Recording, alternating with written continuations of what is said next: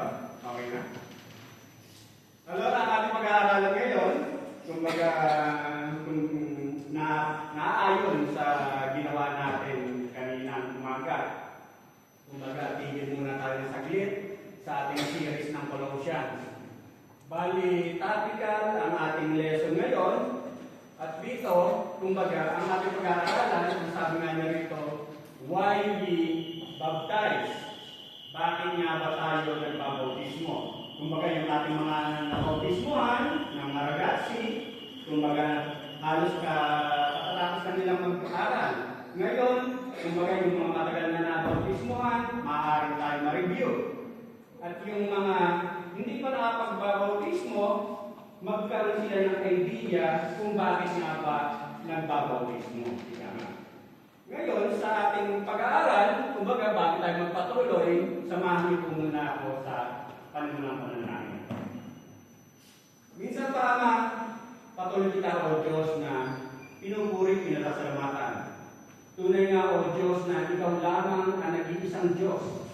Ikaw ang Alpha, ikaw ang Omega, ikaw ang simula, at ikaw ang wakas, Panginoon. Ikaw ang Diyos na nagpakilala kay Abraham, Isaac, at Jacob. At sa panahon namin, Panginoon, ay ikaw ay patuloy na nagpapakilala.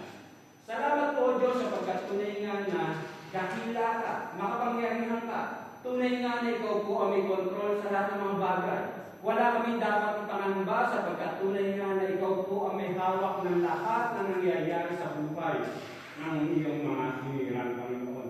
Ikaw po, O Diyos, kung saan naglalakit-lakit ng lahat ng bagay para sa ikabubuti ng iyong mga anak, Panginoon. Salamat po, Diyos, sapagkat tunay nga na patuloy mong pinaunawa sa amin kung ano ang tunay na rason, layunin ng aming mga buhay, Panginoon. At minsan lumalapit po kami, Panginoon, at tunay nga hayag sa iyo ang lahat. Sa mga nakalipas na oras, araw sandali ng aming buhay, wala po kayong maililihim. Wala po kayong may tatago sa iyo. Alam mo ang laman ang puso namin, ang isipan namin, Panginoon.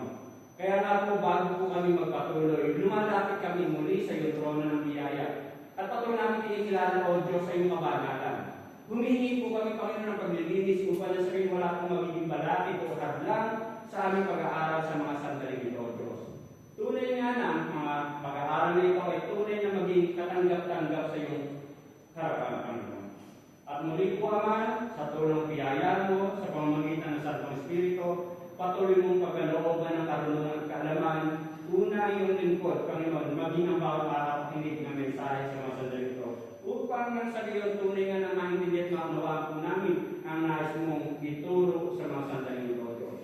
Patuloy namin maunawaan at tanggapin ang aral na nais mong ibigay sa mga sandali ito, Diyos. At minsan pa, Ama, patuloy kong pinagkakatiwala ang kabuuan ng mensahe ito, tanging sa iyo lamang. Ito po, Diyos, ang aking sabdalangin na may pasasalamat. In Jesus' name I pray. Amen. At dito nga sa ating pag-aaralan, ang sabi nga niya rito, why we baptize? Bakit nga ba tayo nagbabautismo? Kumbaga, makikita natin na kung pamilyar kayo sa church history, kumbaga, nakakalungkot man isipin na may mga bagay sa church history na kung saan ay sa halip na tayo maging buklod o maging isa, may ilang punto na kung saan ay para tayo nagkakawatak-watak. At dito, kumbaga, makikita natin na isa sa nagiging dahilan kung minsan ay ano nga ba ang tamang pagbabautismo. Pero, makikita natin na sinasabi nga ni Apostol Pablo sa Ephesians chapter 4, verse 5, iisa lang ang Panginoon natin. Iisa lang ang ating pananampalataya. At iisa lamang ang bautismo. Pero sa katotohanan na, kumbaga, merong mga aspeto na kung minsan ay may kanya-kanyang paniniwala kung ano nga ba ang pagbabautismo. Kumbaga, may naniniwala na kung saan na sa pamamagitan raw ng pagbabautismo, kumbaga, doon nagsisimula kaya yung iba, yung pinasanayan natin, kumbaga pinanggalingan natin, kahit ako pinanggalingan ko, sa Romano Katoliko, kumbaga pinasanayan natin na sanggol ka pala pagbibisik ay parang isang bautismo na. Ang paniniwala kasi, kumbaga parang sa pagbibisik o sa pagbabautismong ginagawa na hindi yung ating kinasanayan, na yun daw yung magbubukas o magbibigay daan para mabuo o mabuhay ang iyong spiritual na pamumuhay.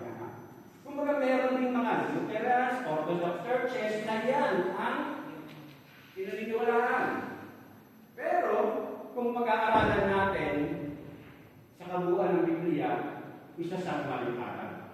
Isa siyang heretical teaching, ika na. Kasi malinaw na sinasabi kasi na yung kaya tayo nananampalataya, mali na sinasabi ng mabuting balita, kaya tayo mananampalataya, kaya tayo nagkakaroon ng kaligtasan, ay sa pamamagitan lamang ng pananalig natin kay Kristo. Sinasabi yan sa Ephesians chapter 2, 8 and 9, sa Romans 1, 16, 17, maging sa iba pang mga selected verses, ika na.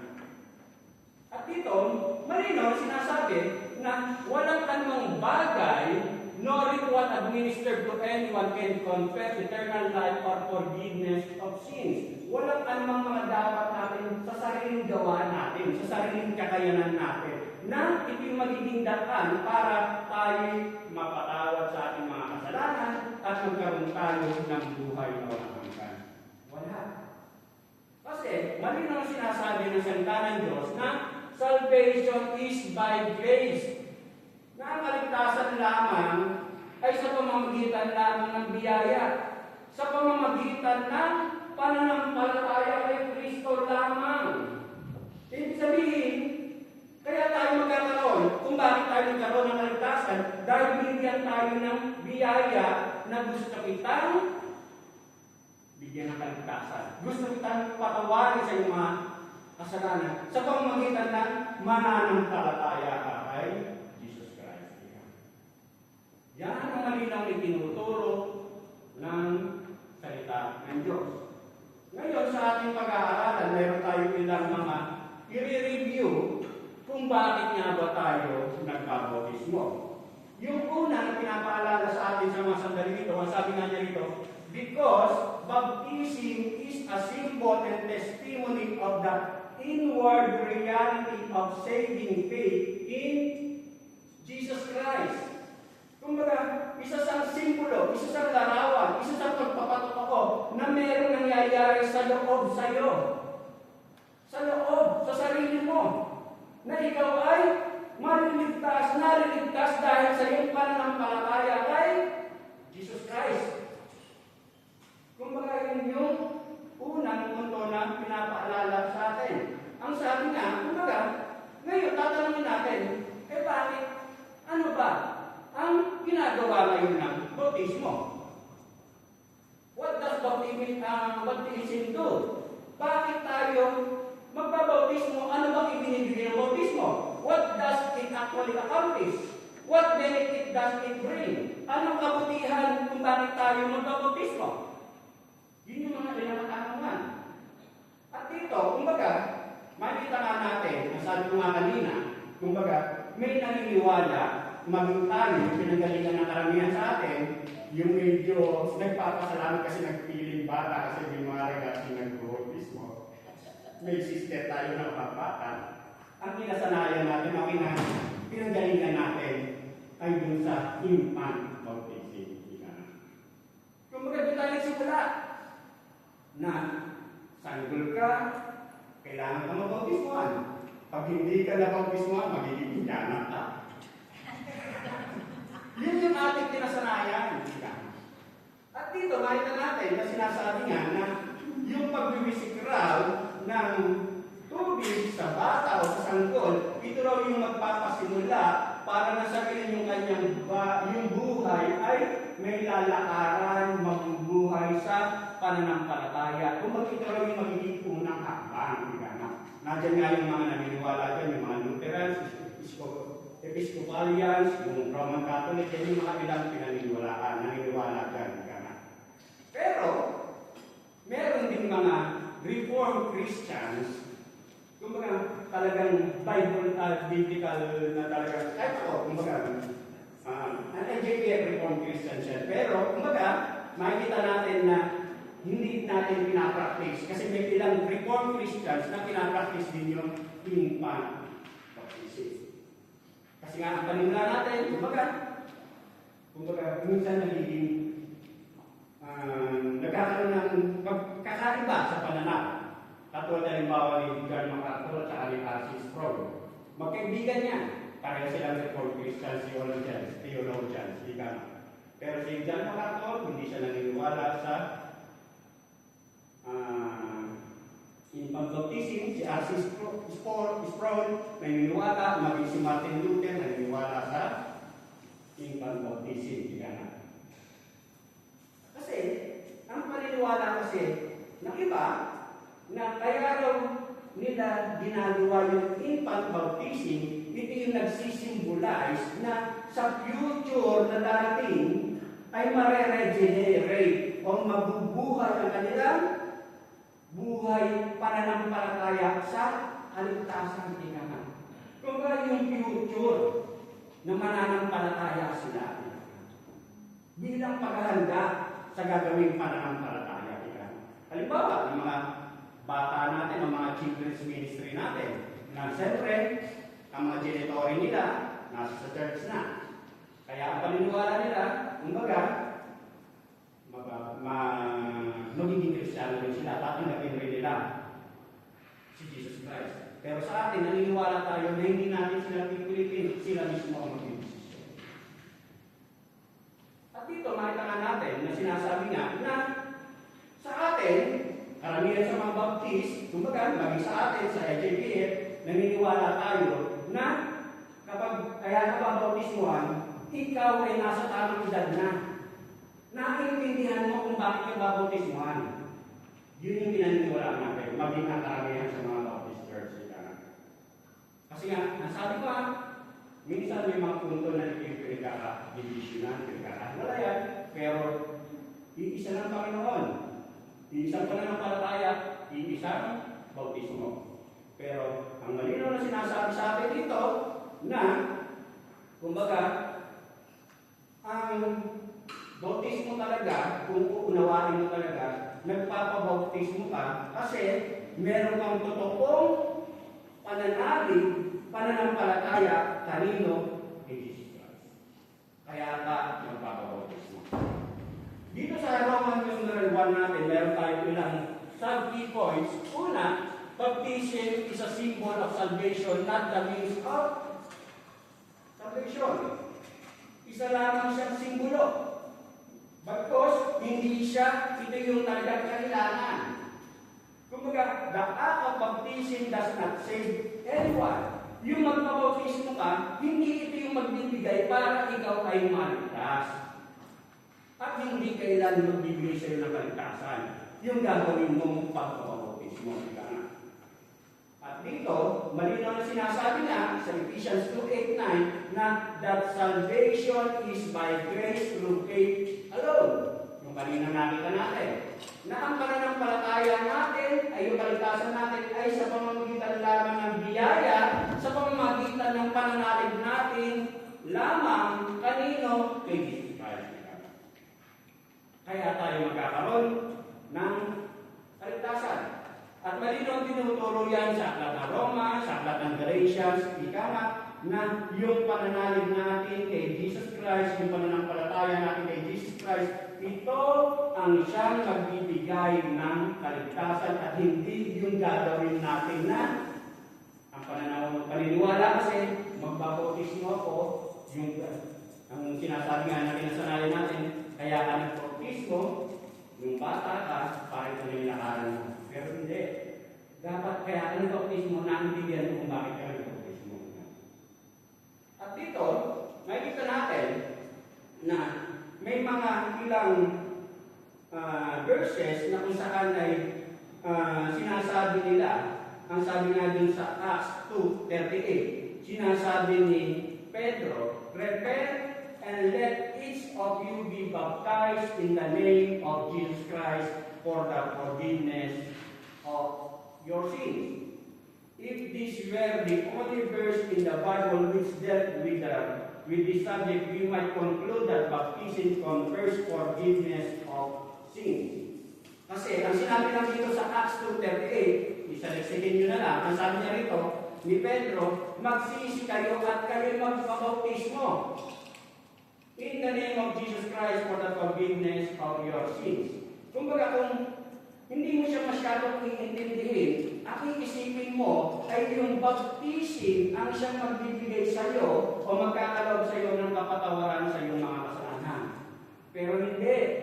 Kumbaga makita natin na ang sinasabi niya rito, but there are many other verses that say nothing of baptism as a requirement for forgiveness. Maraming mga supporting verses na kung saan ay hindi kinakailangan na magpabautismo ka muna para ikaw ay patawarin sa iyong mga kasalanan. Katulad halimbawa, sa Acts 3:19, dito sinasabi ni Pedro na, therefore repent and return, kumbaga, magsisi kayo at manumbalik kayo upang nasabihin that your sins may be wiped away in order that times of refreshing may come from the presence of the Lord. Kumbaga, sinasabi nga niya rito, hindi niya sinabi na he does not mention baptism. Ang sinabi niya rito, magsisi kayo at talikuran ang inyong mga kasalanan. Kumbaga, magsisi ka, talikuran mo ang iyong mga kasalanan, and then sinabi niya sa Acts 10:43, sabi nga niya rito, nung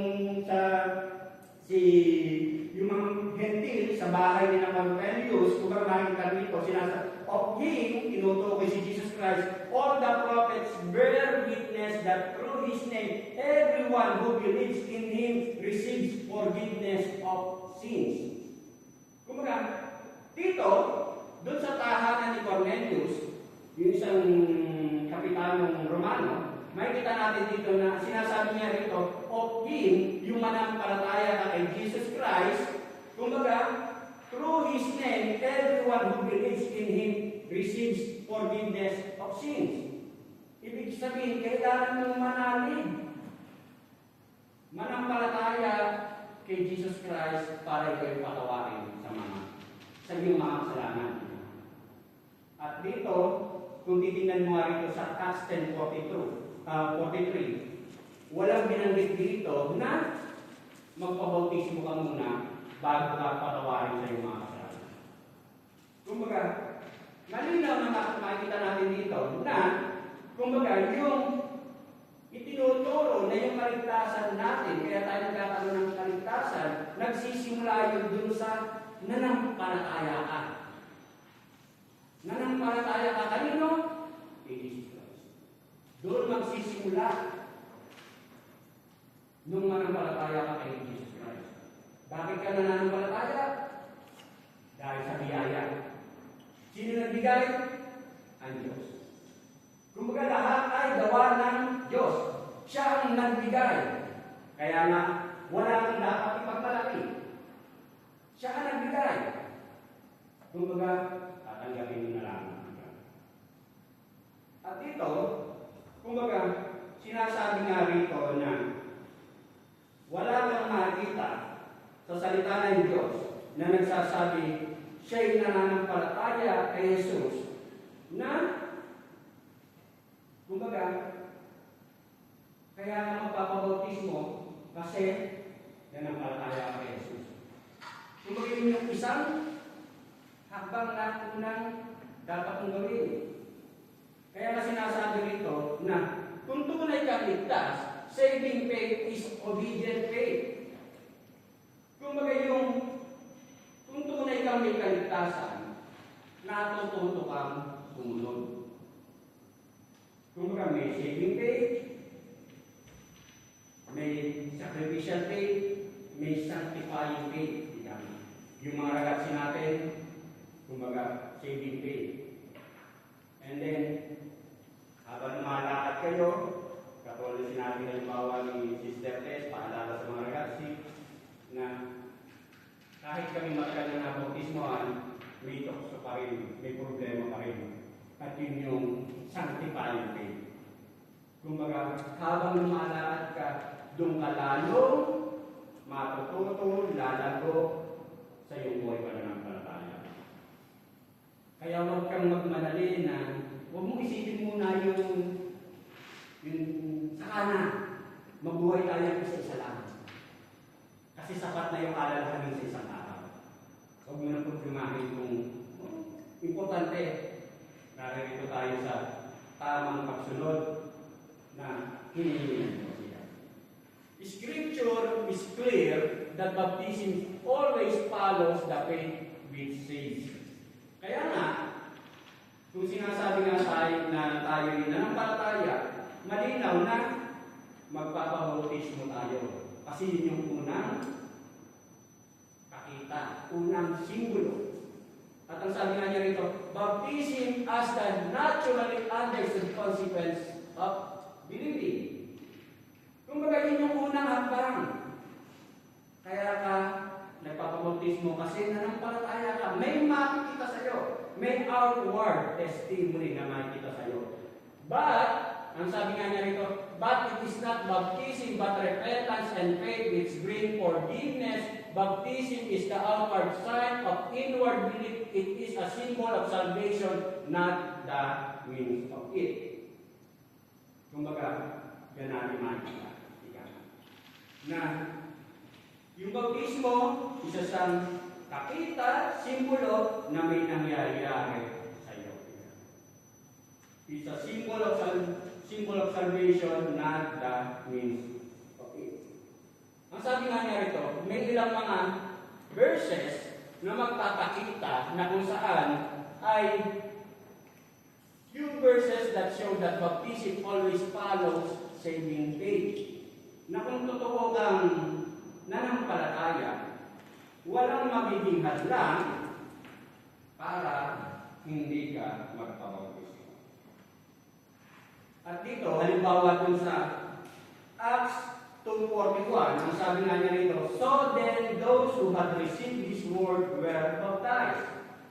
Kumbaga, sa simula pa lamang na sinabi nilang sila na naniwala, tinanggap nila si Jesus Christ, subito sila ay nagpabautismo. Sa Acts 8:12, but when they believed freely, preaching the good news about the kingdom of God and the name of Jesus Christ, they were being baptized, men and women alike. Kumbaga, ilan lang yan sa mga nakikita natin sa Book of Acts. Maging sa Acts 10:44, 46 hanggang 48, ang sabi nga niya rin, while Peter was still speaking this word, the Holy Spirit fell upon all those who were listening to the message. Then Peter answered, surely no one can refuse the water for this to be baptized who have received the Holy Spirit, just as we did can we.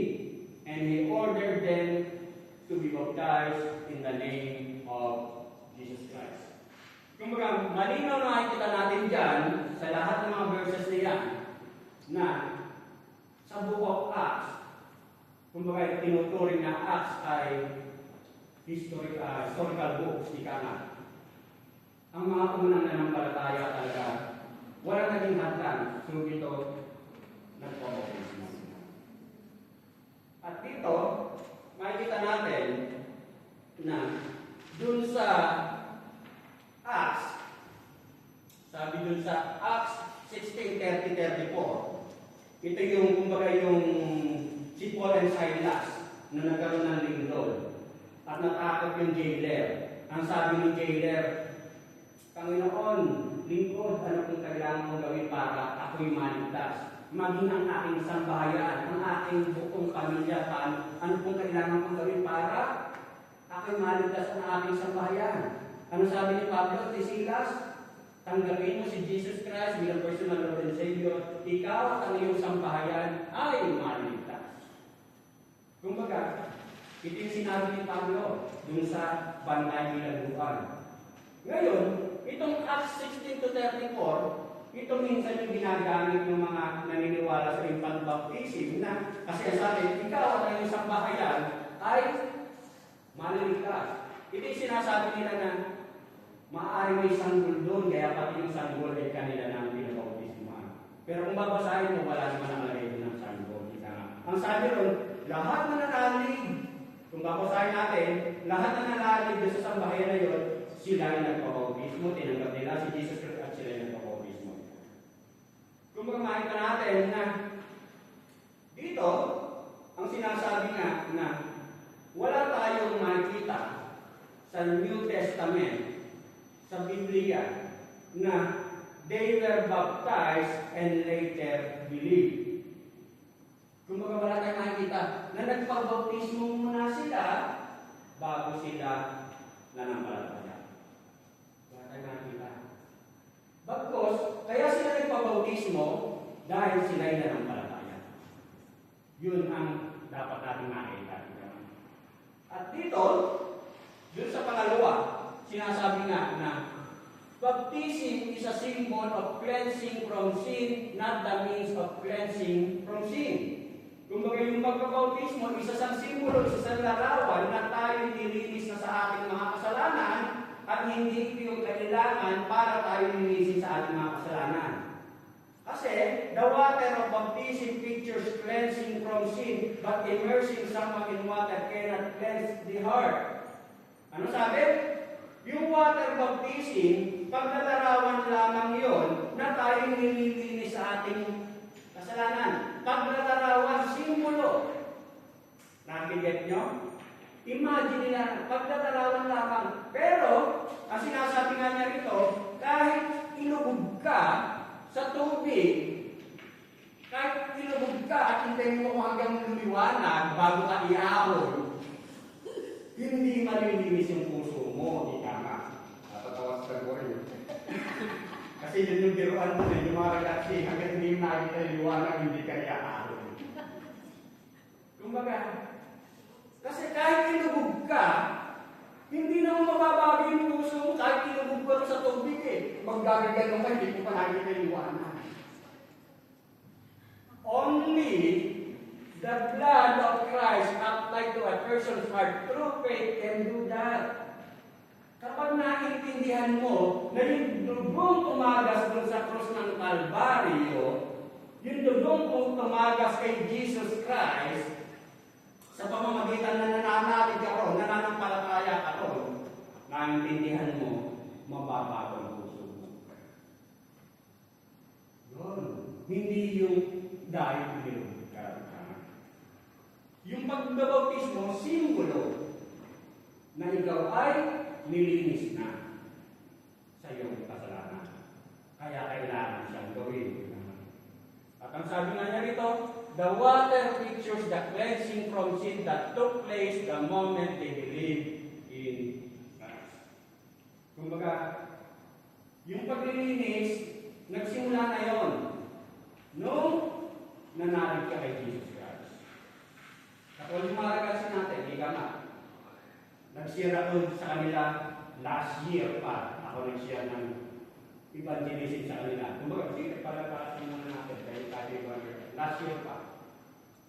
Tapos, lumipas isang taon, kumbaga, siyempre, nagpapatuloy yung mga, lalo ako din mga sikat, maging sinatarya. Inoobserbahan ko yan, kasi sabi ko, usually kasi kapag yung nasiran mo ng evangelism, doon mo makikita kung magpapatuloy sila rin. Grazie Dio, kasi si Natalia, sikat, nagpatuloy last year. Ngayon, nagpapatuloy sila. Hindi nila alam under observation pa. Pero lahat yun sa Diyos. Kumbaga, ang Diyos ang nakakalang lahat nun. Kumbaga, kasi nga, sinasabi na, hindi siya may naintindihan nila. Nagsimula yung paglilinis nyo, ikaw o sila o ako ay nanalig kay Jesus Christ. Sa letter C, ang sabi, baptism is a symbol of our total identification with Christ in His death, burial, and resurrection. Ika nga. Kumbaga, ang sabi nga niya rito, the word baptize means to immerse, and it is clear that the rite of immersion was observed in the ancient church. Kahit noon pa, ginagawa talaga yung pagbabautismo. Bakit? Kasi nga, isa sa simbol, isa sa pagpapakilala na kasama ka nung mamatay si Jesus Christ, kumbaga sa paglalarawan, sa simbolo, kasama ka nung mamatay si Jesus Christ, inilibing at muling nabuhay. Kasama. ng buhay. Kasama ka ron, pagpapakilala. At ang sabi nga niya dito, water baptism by immersion symbolizes the fact that when we believe, we were totally identified with Christ in His death, burial, and resurrection. Sa Romans 6:3-4, ang sabi nga niya rito, or do you not know that all of us who have been baptized into Christ Jesus have been baptized into His death? Therefore we have been buried with Him through baptism into death, so that as Christ was raised from the dead through the glory of the Father, so we too might walk in newness of life. Ano sabi? Kasama tayo bilang paglalarawan, nakilala tayo na sa pagkamatay, sa pagkabuhay, at sa muling pagbabalik ng ating Panginoon sa Kristo. So we too might walk in newness of life. Para nang sabihin, maging tayo ay makalakad sa bagong ika. Kung magiging yung pagpapakilala, pagpapakita. At dito, sinasabi nga na our old life ended and a new life lived unto God in the resurrection power of Christ began. Kumbaga, nagsimula. Kasi, kumbaga, yung simbolo na kaisa ka na, kaisa ka dun sa namatay, inilibing at muling nabuhay. Kapahagi ka naman.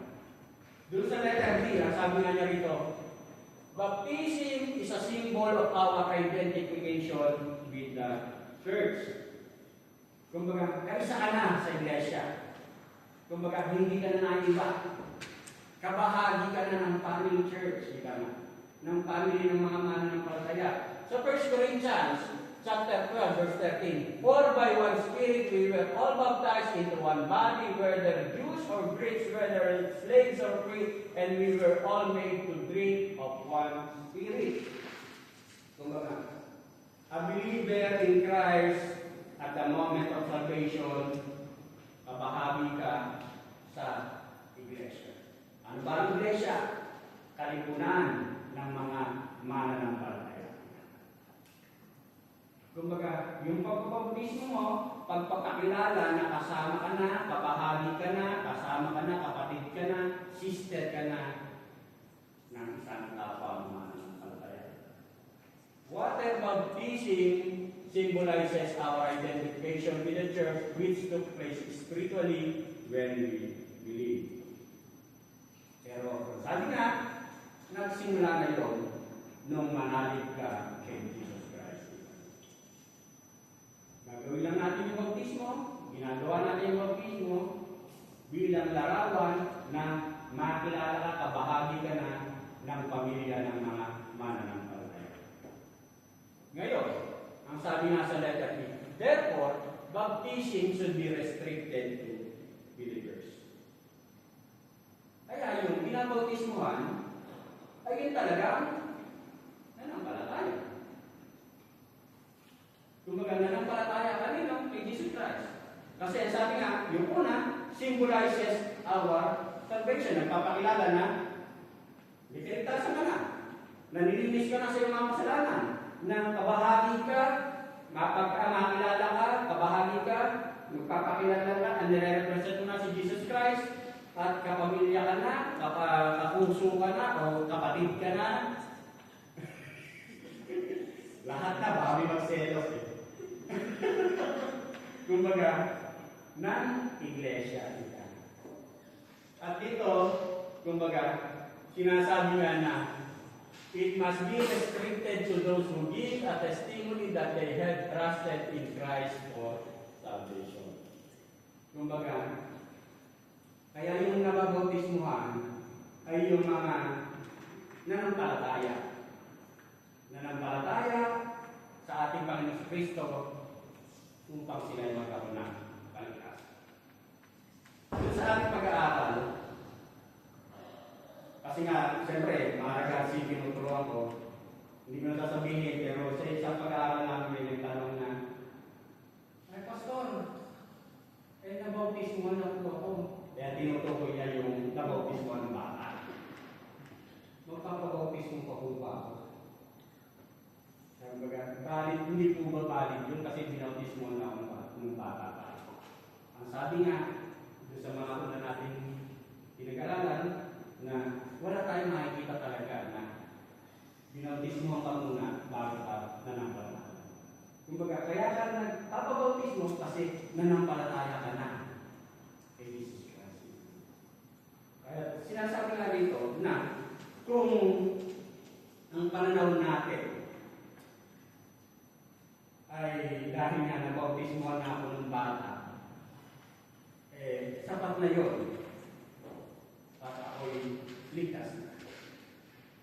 Malinaw na sinasabi na, hindi. Kasi doon sa mga supporting verse na pinag-aralan natin. Kumbaga, kaya ka nagpabautismo, sinasabi, kaya ka magpapabautismo, kasi, kumbaga, naiintindihan mo na ng palataya kay Jesus Christ. Nung bata ka, hindi mo naman alam yun eh. Ano malay mo kung kaya siguro yung bata minsan nakapanood mo, parang nilulublob na eh. Para makinig siguro yung bata. Pero hindi. Malinaw sinasabi, kaya tayo nagpapabautismo, kasi nga, nanalig ka kay Jesus Christ. There is no grace imparted in the physical act of baptism apart from the faith of the one being baptized.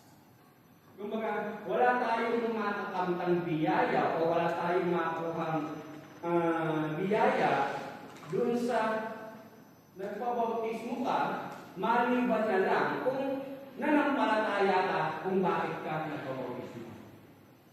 Kumbaga, nanampalataya ka kanino? Kay Jesus Christ. Kasi naintindihan mo na kaya ka nanampalataya kasi yung ginawa ni Jesus Christ, yun yung magbibigay sa iyo ng kaligtasan. Yung ginawa ni Jesus Christ, yun yung magbibigay sa iyo ng mga kasalanan.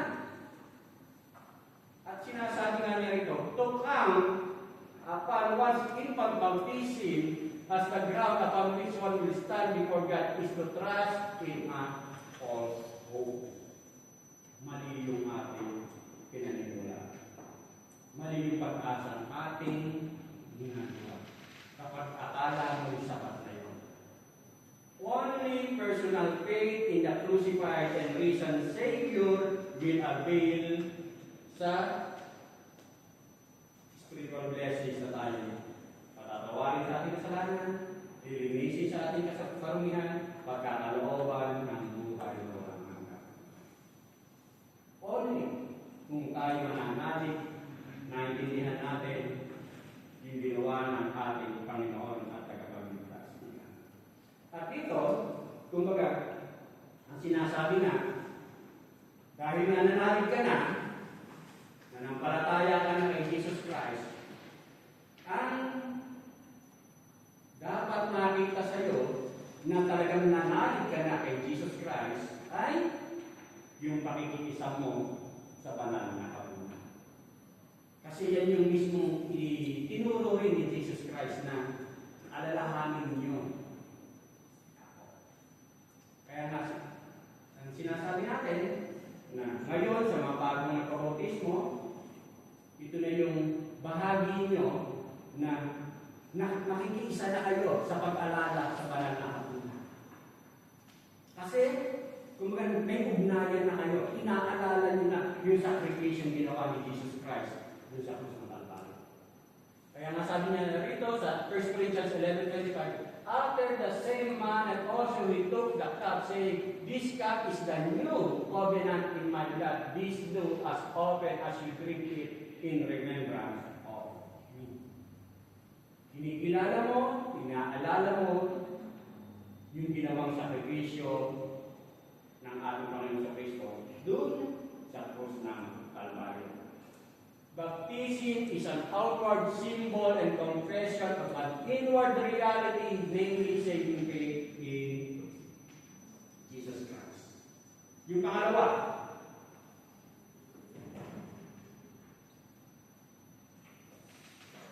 ang sabi nga niya rito, baptism, because baptism is the first visible step of obedience to Jesus Christ who commanded it. Kumbaga, mismo ang ating Panginoong Kristo ang siyang nag-utos nito. Ang sabi nga kanina, wala namang talagang automatikong pagpapala o blessing kung katulad na lalo na yung mga bata na bininyagan nila. Kumbaga, magkakaroon lang ito ng spiritual blessings, pagpapala, kapag naintindihan mo kung bakit mo ito ginawa.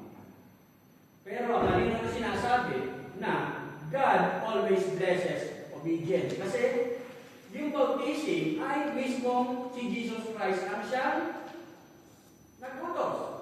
At mismo si Jesus Christ ginawa nito. Ika nga.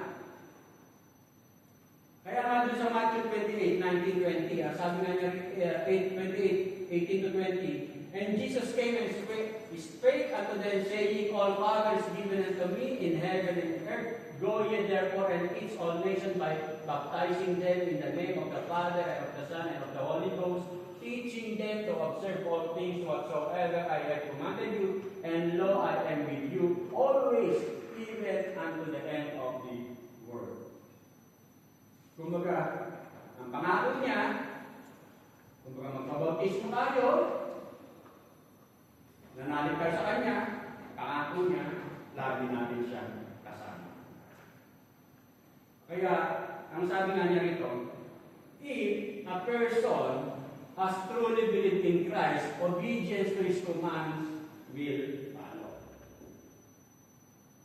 Kung ang isang tao raw ay totoong nanalig, kung ang isang tao raw ay totoong nanampalataya sa ating Panginoon Kristo, malinaw na siya'y susunod sa utos ng ating Panginoong Kristo. Obedience to His commands will follow. Yun ang susunod. Kumbaga, dahil nanampalataya ka sa Kanya. Ano ibig sabihin ng ikaw'y nananampalataya? Ibig sabihin, may pagsunod. Ganun sa pananampalataya. Kung sinasabi mong nananampalataya ka, wala kang pagsunod, katulad na sinasabi ni James, ang pananampalataya mo ay patay. Katulad na sinasabi sa James 2:14-26. Mga kapatid, ano ang mapapala ng isang tao kung sabihin ng niyang siya may pananampalataya, ngunit hindi naman niya pinatutunayan sa gawa kasi kailangan makita Pag pinatutunan sa gawa, magliligtas ba siya sa gayong pananampalataya? Halimbawa, ang isang kapatid ay walang may suot at walang makain. Kung sabihin ng isa sa inyo, patnubayan ka nawa ng Diyos, magbihis ka at magpakabusog, ngunit hindi naman siya binibigyan ng kanyang kailangan, may mabuti bang may dudulot sa kanya yun? Gayon din naman, patay ang pananampalatayang walang kalakip na gawa. Sa 18, ngunit may nagsasabi, may pananampalataya ka at may gawa ako. Sagot ko naman, ipakita mo sa akin ang iyong pananampalatayang walang kalakip na gawa. At ipakikita ko naman sa iyo, sa pamamagitan ng aking mga gawa, ang aking pananampalataya. Sumasampalataya ka sa isang Diyos, hindi ba? Mabuti yan. Ang mga demonyo man ay sumasampalataya rin at nangangatal pa. Verse 20, ibig mo pa bang patunayan ko sa iyo? Hangal na walang kabuluhan ang pananampalatayang walang kalakip na gawa. Si Abraham ay kinalugdan ng Diyos dahil sa kanyang mga gawa nang ihandog niya sa dambana ang anak niyang si Isaac. Hindi ba di ay makikita mong magkalakip ang kanyang pananampalataya at mga gawa, naging ganap ang kanyang pananampalataya dahil sa kanyang mga gawa. Malinaw na sinasabi dyan na kung tunay kang nananampalataya, meron kang pagsunod, meron kang gagawin. Sa 23, natupad ang sinasabi ng kasulatan si Abraham ay sumampalataya sa Diyos at dahil dito, siya binilang na matuwid. Ang tawag sa kanya ng Diyos ay ang kaibigan kong si Abraham. Diyan ninyo makikita na binibilang na matuwid ang isang tao dahil sa kanyang mga gawa at di dahil sa kanyang pananampalataya lamang. Gayon din sa Rahab, nagbigay na naman example, ang babaeng may maruming pamumuhay, malulog niya, pinatuloy ang mga tiktik ng Israel at tinuro pa sa kanila ang ibang daan upang sila'y makatakas dahil sa ginawa niya yun. Siya'y ibinilang na matuwid. Patay ang katawang hiwalay sa Espiritu, gayon din naman patay ang pananampalatayang hiwalay sa mga gawa. Kaya dito, sinasabi nga na, kumbaga, mismong si Jesus Christ ang siyang nag-utos na kung nananampalataya ka sa akin bilang sarili mong Panginoon, sarili mong tagapagligtas, ang una niyang hinihingi ay ang bautismo. At maging, sinasabi nga sa Ephesians 2:8-10, for by grace you have been saved through faith, and that not of yourself, it is the gift of God, not of works, lest anyone should boast, for we are His workmanship, created in Christ for good works which God prepared beforehand that we should walk in them. Dapat ito ang ating lalakaran. Kasi ito yung pagpapatunay na talaga may pananampalataya ka kay Jesus Christ. Yung pangatlo na pinapaalala sa atin dito, because if you, kung tinuturing mo yung sarili na isa kang mananampalataya ni Jesus Christ, there is no hindrance for you to be baptized. Walang magiging hadlang para sa iyo para hindi ka magpa-bautismo. Ngayon, kadalasan na nagiging tanong, minsan ito yung nagiging dahilan kung bakit para bang natitigilan na magpa-bautismo. Katulad halimbawa yung testimony ni Kat na para bang pinag-isipan din muna mabuti. Maging si Natalia rin, kumbaga, pinag-isipan mabuti. Bakit kaya? Kasi may mga tanong na pumapasok sa isipan eh. Kumbaga makita natin na sinasabi nga kanina na kung nanampalataya ka, kumbaga sinasabi nga na kinakailangan mong magpabautismo kasi ito yung unang simbolo. Pagpapakilala. Ito yung pagpapakilala na kabahagi ka na nanampalataya kay Jesus Christ. At ito rin po mismo si Jesus Christ ang nag-utos. Di ka. Ngayon, ano kaya ibang mga kadalasan nagiging tanong? Ang sabi nga niya ito, how long after one has believed should he wait to be baptized? Gano'n ba katagal ang kailangan kong munang palipasin? Gano'n katagal bang panahon ang kailangan kong palampasin bago ako magpabautismo? Dito, kung makikita natin na sa New Testament, doon sa mga verses na napakinggan natin kanina, kumbaga, yung mismong bautismo, nung sinabi nilang nanampalataya sila kay Jesus Christ, so dito, nagpapautismo. Ibig sabihin, hindi na nagpalipas ng oras. Kung makikita natin yung mga unang nanampalataya sa New Testament. So dito, hindi na nagpalipas ng oras. At dito, makita natin na wala tayong makikita na para bang, halimbawa, yung panahon natin ngayon, kapag may mga evangelism ministry, halimbawa, magkakaroon muna ng altar call.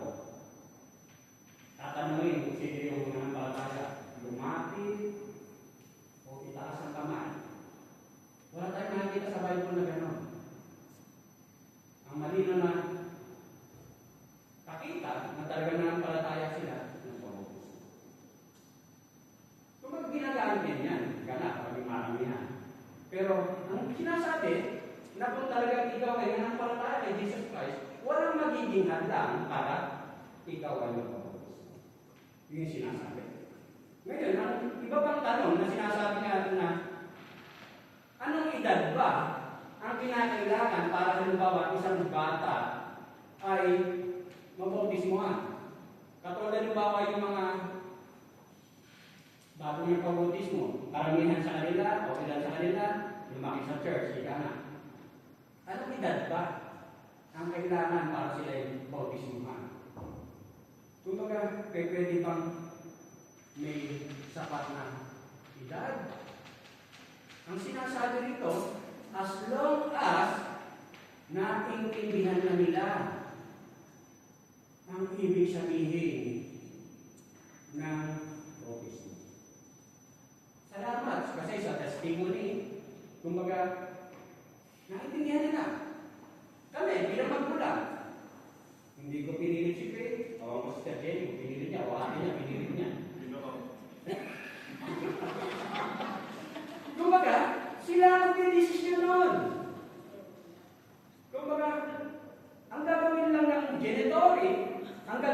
ng mga kapatid sa pananampalataya, ang gagawin lang ng mga kasama sa iglesia, kumbaga, inaalalayan.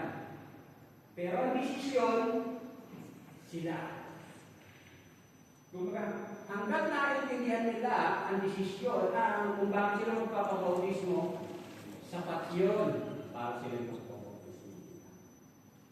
At yung ilang tanong pa rito na, should a person who was baptized as an infant or before he truly be rebaptized? Kung yun daw bang nabautismuhan ng sanggol o yung nabautismuhan na ay kailangan bang bautismuhan ulit? Katulad kanina nagtigiroan, si Angel daw bautismuhan ulit. Bilog-bilog daw para mas makakita yung lumanan. Laman lang yun. Kumbaga, yun yung tanong na, nabautismuhan na ako eh. Magpapabautismo pa ba uli ako? Nabautismuhan na akong bata eh. O nabautismuhan na ako noon, magpapabautismo pa ba ako? Kumbaga, ang sinasabi nga niya rito, kung makikita natin na lahat tayo, kahit nabautismuhan ka na noon, kumbaga, ilang taon ka rin lumalakad sa iyong buhay pananampalataya. Aminin mo nga sa hindi. May oras at sandali talaga na napo-conscious ka. Nagkakasala ka. Pero hindi dahilan yun para magpabautismo ka ulit. Ang kailangan mong gawin, 1 John 1:9. Humingi ka ng kapatawaran at ikaw nililinisin. Pero, makikita rin natin sa Acts 19, verse 1 to 5, sinasabi rito ni Pablo na kung saan ay na-encounter ni Pablo yung ilang mga mananampalataya na nabautismuhan na nino ni John the Baptist. At ang sabi nga niya rito, kumbaga, samantalang nasa Corinto si Apollo, si Pablo na may naglagos sa mga dakong bulbundukin ng lalawigan hanggang dumating sa Efeso. May natagpuan siya roong ilang alagad at tinanong niya, tinanggap ba ninyo ang Espiritu Santo nang sumampalataya kayo? Ibig sabihin, ang tinutukoy niya rito si Jesus Christ. Kasi kapag nagpabautis, tinanggap mo si Jesus Christ, pagkakalawag ka ng Santong Espiritu. At tinanong niya, tinanggap ba ninyo ang Espiritu Santo ng sumampalataya? Hindi po, sabi nila, hindi namin narinig na may Espiritu Santo. Sa verse 3, kung gayon, sa ano kayo na bautismo? Ang tanong niya, sa bautismo ni Juan. Nila, sinabi ni Pablo, ang bautismo ni Juan ay tanda ng pagsisisi. Sinabi niya, kumbaga yung tanda ng pagsisisi, yung repentance. Sinabi niya sa mga Israelita na dapat silang sumampalataya sa darating na kasunod niya sa makapagbagay kay Jesus. Kung tunay na ba sila talagang nanampalataya kay Jesus Christ. Sa verse 5, nang marinig nila ito, sila'y nagpabautismo sa pangalan ng Panginoong Jesus.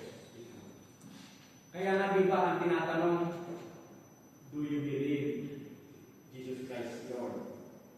Do you believe that the blood of Jesus Christ is enough to cleanse all of your sins?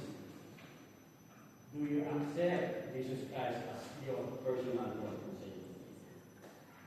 Kung mananampalataya mo talaga kay Jesus Christ, kaya tama ako.